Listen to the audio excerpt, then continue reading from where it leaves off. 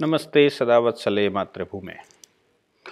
मैंने अर्नब गोस्वामी की गिरफ्तारी को लेकर पूरी एनालिसिस की थी और हमने बताया था कि जब केस क्लोज हो चुका हो, क्लोजर रिपोर्ट लग चुकी हो, न्यायालय उसको स्वीकार कर चुका हो, तो इतना आसान नहीं है कि उसको ओपन किया जाए। उसके लिए न्यायालय से अनुमति चाहिए होती है और अरेस्ट करने के लिए अगर न्यायालय अनुमति भी दे दे तो भी अरेस्ट करने के लिए वारंट की आवश्यकता होती है और नोटिस की आवश्यकता होती है। सेक्शन 91 या section 41 capital A of CrPC का नोटिस होना होता है।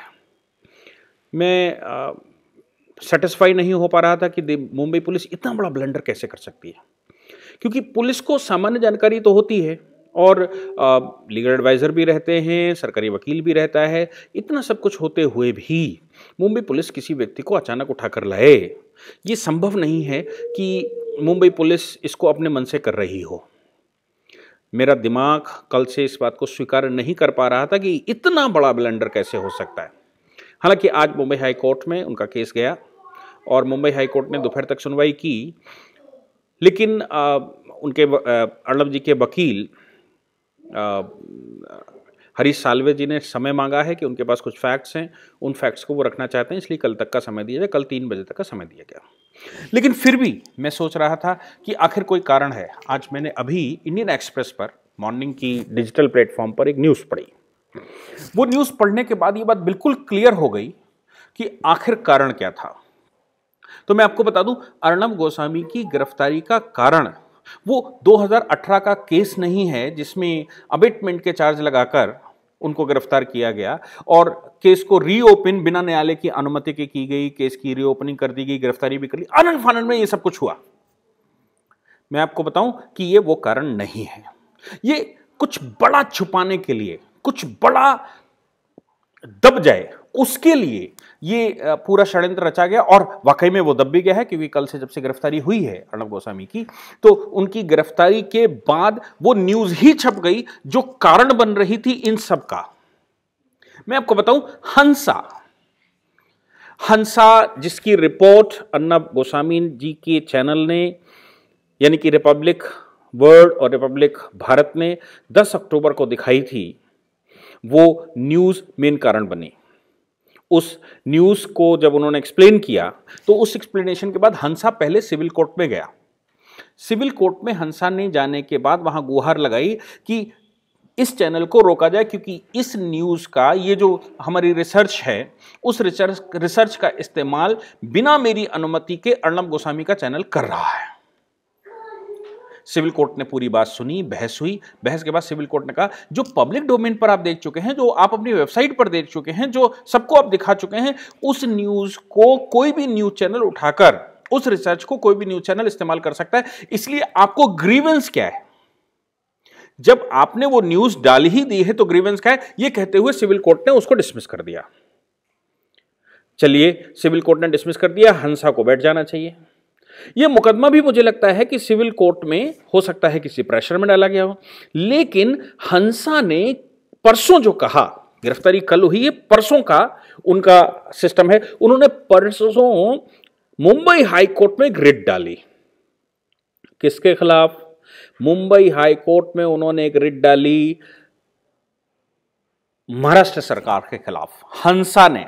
मैं बता रहा हूं, पहले हंसा वर्सेस रिपब्लिक टीवी चल रहा है और मैं आपको यह भी बता दूं कि हंसा ने ही पहली एफआईआर टीआरपी मामले में करवाई थी और अर्नब गोस्वामी को कहीं से वो फंसा नहीं पाए थे। तो टीआरपी मामले में मुंबई पुलिस के पुलिस कमिश्नर परमवीर सिंह ने एक प्रेस कॉन्फ्रेंस दूसरे दिन करके कहा कि इस मामले में इनका नाम आया है और रिपब्लिक टीवी इन्वॉल्व है, क्योंकि रिपब्लिक टीवी लगातार कंगना रनावत के मैटर को उठा रही थी, सुशांत सिंह राजपूत को, या बीएमसी के मामले को, या फिर पालघर के मामले को, सोनिया गांधी के मामले को। इनको सबको केवल एक चैनल बड़े स्तर पर रिपब्लिक टीवी उठा रहा था। तो रिपब्लिक टीवी को कैसे रोका जाए, इसके लिए व्यवस्थाएं वो लगातार कर रहे थे, कभी इस केस में कभी उस केस में। 107-17 का ही नोटिस कर दिया, 107-16 का नोटिस कर दिया, जिसका कोई मतलब नहीं होता। वो हैबिचुअल क्रिमिनल्स के खिलाफ इस्तेमाल होता है और उनको शपथ ली जाती है।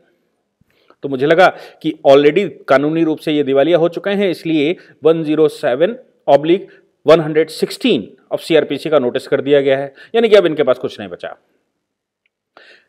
स्टोरी तब आई जब हंसा ने फैसला किया कि वो हाईकोर्ट जाएंगे, और हंसा ने हाईकोर्ट में एक रिट डाली जिसकी सुनवाई होनी बाकी है। और उस पिटीशन में जिनका नाम लिखा गया है वो थे assistant police inspector crime branch Sachin Vaze, Mumbai police commissioner Parambir Singh, assistant commissioner of police and chief investigating officer Shashank Sandbhor, Maharashtra government और सीबीआई ये रिस्पोंडेंट है। इनके खिलाफ उन्होंने मुकदमा डाला।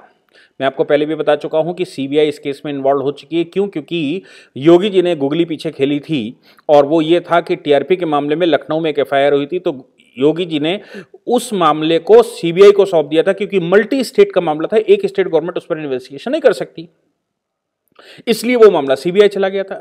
सीबीआई जाने के बाद टीआरपी के केस में मुंबई पुलिस इन्वॉल्व थी। अब या तो कोर्ट में जाया जाए और कोर्ट उनको इन्वेस्टिगेट करने से रोके, नहीं रोकती तो सीबीआई और स्टेट पुलिस दोनों इन्वेस्टिगेशन करेंगे। स्टेट पुलिस अब उसमें कायदे से काम कर रही थी। स्टेट पुलिस ने हंसा के, जिसने पहले एफआईआर करवाई थी, हंसा के एम्प्लॉयज को क्राइम ब्रांच ने अपने यहां बुलाया और बुलाकर उनके ऊपर दबाव डाला, उन्होंने प्रताड़ित किया, और प्रताड़ित करके जो स्टेटमेंट एफआईआर में रिपब्लिक टीवी का नाम भी नहीं था, उस पर परमबीर सिंह ने जो स्टेटमेंट दिया था और हाईकोर्ट ने उनकी लताड़ लगाई थी, तो परमबीर सिंह का हाईकोर्ट से बचाने के लिए, स्टेट गवर्नमेंट को हाईकोर्ट से बचाने के लिए हंसा पर प्रेशर बन रहा था कि रिपब्लिक टीवी का नाम वो ले। और ये जो रिसर्च हंसा की उनकी वेबसाइट पर पड़ी हुई थी, जिसको रिपब्लिक टीवी ने 10 अक्टूबर को दिखाया था, 26 अक्टूबर को उस पर काम शुरू हुआ और हंसा ने यह फैसला किया कि हम हाईकोर्ट जाएंगे, क्योंकि स्टेट गवर्नमेंट ये कह रही है या क्राइम ब्रांच ये कह रही है कि हंसा की जो रिपोर्ट रिपब्लिक टीवी ने दिखाई है, तुम डिनाई करो कि वो मेरी ओरिजिनल रिपोर्ट नहीं है और रिपब्लिक टीवी ने गलत तरीके से उसको दिखाया है। हंसा को कहा। अब हंसा इस चक्कर में पड़ा। हंसा के सारे एम्प्लॉइज, उनके रिपोर्टर्स और उनके जो मुख्य लोग हैं, इनमें से 10 लोगों की गिरफ्तारी भी हो चुकी है, ऐसे लोगों को बार बार प्रताड़ित करके प्रेशर डाल रही थी क्राइम ब्रांच कि आप रिपब्लिक टीवी का नाम लें और रिपब्लिक टीवी को और फंसाएं, एक एफआईआर रिपब्लिक टीवी के खिलाफ और लिखवाएं और ये कहें कि रिपब्लिक टीवी मिसयूज कर रही है हमारी न्यूज का और ये गलत है, ये हमारा वर्जन नहीं है। हंसा की मजबूरी क्या है? हंसा हो सकता है कि पुलिस के दबाव में ऐसा कर भी देती, क्राइम ब्रांच के दबाव में, स्टेट गवर्नमेंट के दबाव में ये कर भी देती, जो कि स्टेट गवर्नमेंट उन पर प्रेशर बना रही थी। लेकिन हंसा ये इसलिए नहीं कर सकती थी कि ऑलरेडी सिटी सिविल कोर्ट में जा चुके थे वो, और सिविल कोर्ट में ऑन एफिडेविट ये लगा चुके थे कि मेरी इस रिपोर्ट का मिसयूज न किया जाए और रिपब्लिक टीवी को रोका जाए कि वो मेरी न्यूज न दिखाए और उनको रिस्ट्रेन का ऑर्डर किया जाए, यानी कि स्टे ऑर्डर कर दिया जाए।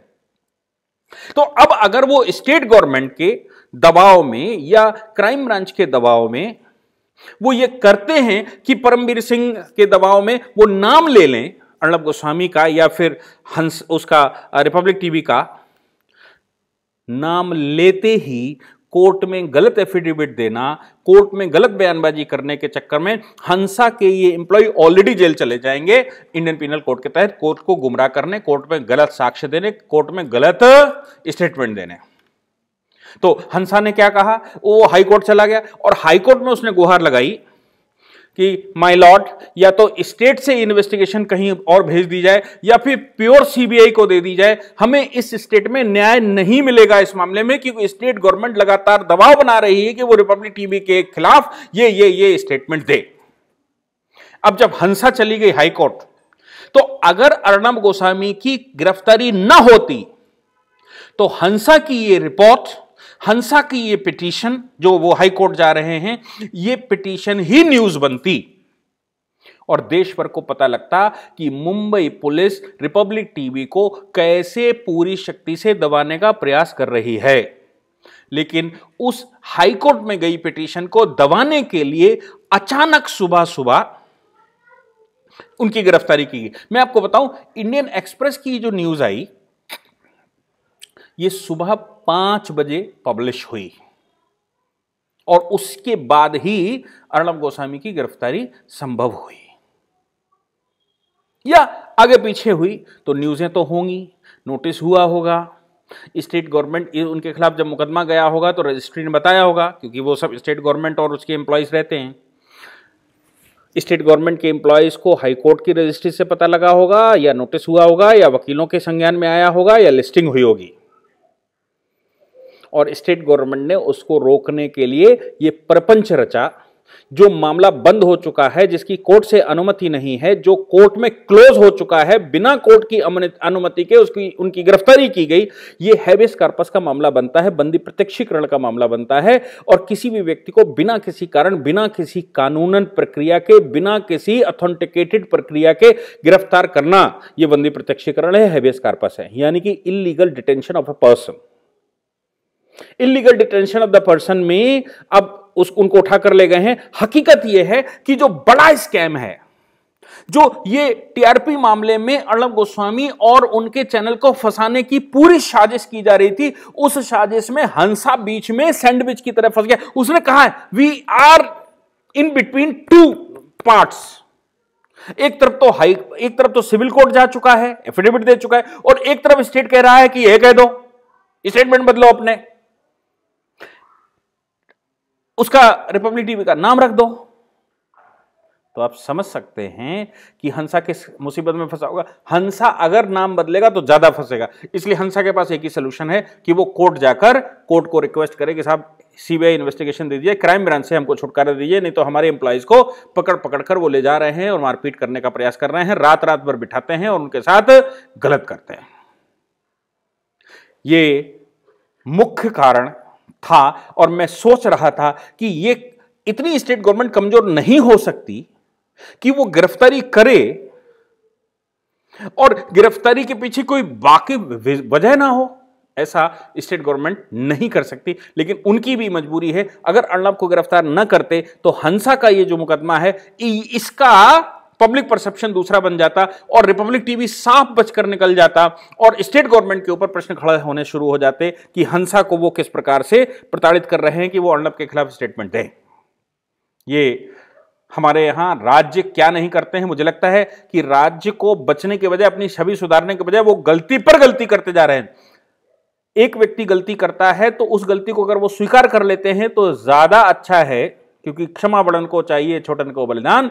अब वो गलती अगर स्वीकार कर लेते तो मुझे लगता है कि ये देश उनको माफ कर देता, लेकिन वो गलती को छुपाने के लिए और गलतियां करते जा रहे हैं, और गलतियों को छुपाने के लिए क्राइम उल्टा करते जा रहे हैं।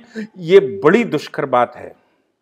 इसलिए हंसा का ये केस, और अभी अर्णब जी जो चले गए हैं हाई कोर्ट, ये हैबेस कॉर्पस का केस लेके जिसकी सुनवाई कल है, मुझे लगता है कि स्टेट गवर्नमेंट एक्सपोज हो चुकी है, और स्टेट गवर्नमेंट को खुद नहीं समझ में आ रहा है कि वो अपनी मशीनरी का इस्तेमाल इलीगली कैसे करे और इन सिचुएशन से कैसे निपटे। अच्छा ये होगा कि उद्धव ठाकरे जी की सरकार को और उनके जो ये पुलिस वाले हैं और पुलिस जो कर रही है, जिनके नाम इस पिटीशन में गए हैं, उनके बिहाफ पर माफी मांग ले। मामला वहीं दब जाएगा, बहुत आगे नहीं बढ़ने वाला। लेकिन कानूनी प्रक्रिया में फंसेंगे तो ये देश समझ भी जाएगा कि कैसे मिसयूज ऑफ मशीनरी हो रहा है। Thank you very much.